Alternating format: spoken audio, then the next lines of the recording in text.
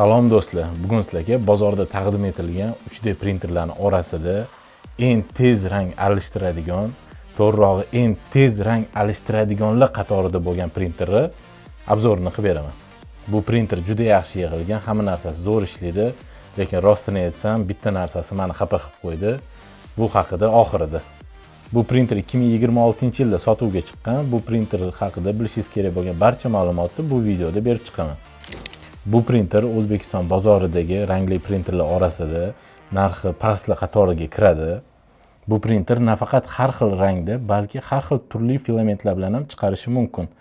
Ya'ni har xil filamentni aralashtirib ishlatishingiz bemalol mumkin bo'ladi. Qiziqarli joyi esa bu rang alishtirish uchun alohida modul talab qilmaydi. Buni rang alishtiradigan qismi kallasini o'zida bo'ladi. Yana bir qiziq jihati, bu printerni filament kesadigan joyi pastda joylashgan. Bu bizga nima beradi desangiz, bu rang o'zgartirishni ancha tezlashtiradi. Ya'ni filament alishtirishga ketkaziladigan vaqt 2 baravariga qisqaradi. Agar boshqa obzorlarni ham ko'rgan bo'lsangiz, printer ikki xil ko'rinishda keladi. Bir xillarda bu printer yig'ilmagan holatda keladi, ya'ni tepa qismi bilan past qismini o'zingiz yig'ib olishingiz kerak bo'ladi. Bizga bo'lsa bu printer yig'ilgan holatda keldi. Bu printerda korobkada kelganning yaxshi tarafi, shunday korobkadan olib, stяжкalarini kesib, uje ishlatursangiz bo'ladi. Asosiy texnik xususiyatlariga keladigan bo'lsak, 4 ta rangda chiqarsangiz bo'ladi, yana qo'shimcha modul sotib olib, 19 ta ranggacha ham ko'paytirsangiz bo'ladi. Pechat qilish maydoni 3 tomonlama 260 bo'ladi, to есть 26 sm dan. Bu printer bemalol PLA, PTG, TPU, PVA, ASA, ABS larni pechat qila oladi. Tavsiya etilgan tezligi 300 mm/sekundaga bo'ladigan bo'lsa, maksimal tezligi 560 mm/sekundigacha yetadi. Bundan tashqari, bunda Afterbed leveling bor, ya'ni stolni o'zi o'lchaydi va sun'iy intellekt orqali pechatni himoya qilish funksiyalari ham bor.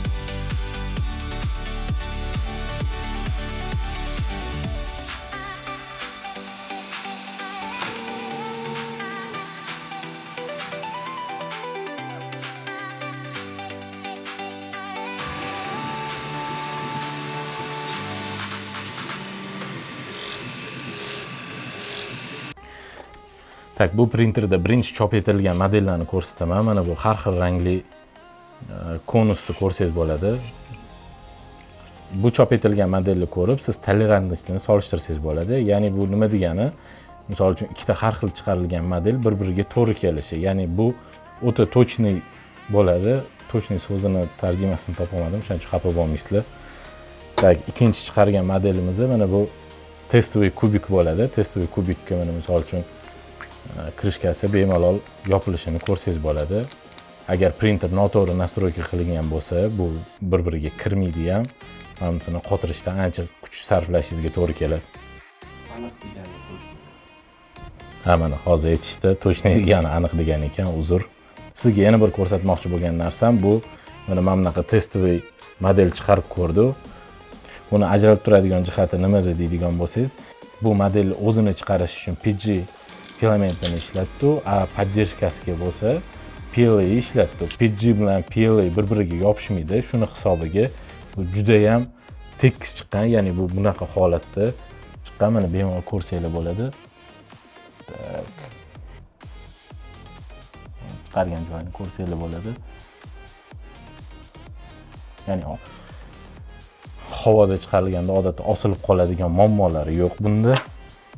Yoqmagan jihatiga o'tadigan bo'lsam, bu kameraning joylashuvi bo'ldi. Ya'ni buni o'zida kamera bor, pechatni bemalol ko'rib tursangiz bo'ladi. Juda past joylashgan. Hozir bitta model topib qo'ydim internetda, silkasini qoldiraman, bemalol o'tib ko'rsanglar bo'ladi. U model shu chiqarimini mana bu joyiga qotirganingizdan keyin kamerani sal teparoq ko'tarib qo'yadi. O'shanda pechat qilayotganingizda stolni bemalol ko'rsangiz bo'ladi. O'zimda boshqa printer bo'lmagani uchun buni solishtira olmadim. Chet ellik hamkasblarimizning obzorlarini ko'rganimda shu narsa ma'lum bo'ldiki, Bambulab X1 Combo bilan solishtirganda bitta model Bambulabda bir kuni 8 soat bo'ldi. Bu printerda chiqarganda esa 16 soatga chiqarib berdi. Xulosa qiladigan bo'lsam, printer olmoqchi bo'lsangiz, birinchi printer uchun eng yaxshi variant Anycubic Cobra X bo'ladi. Bu printerimiz sizga qiziq bo'lgan bo'lsa, kommentariyaga qaysi jihati sizga kerakligini yozib qoldiring va bizning kanalimizga obuna bo'lib qo'ying. Bundan keyin undan ham qiziqarli ma'lumotlar bilan ulashib boramiz.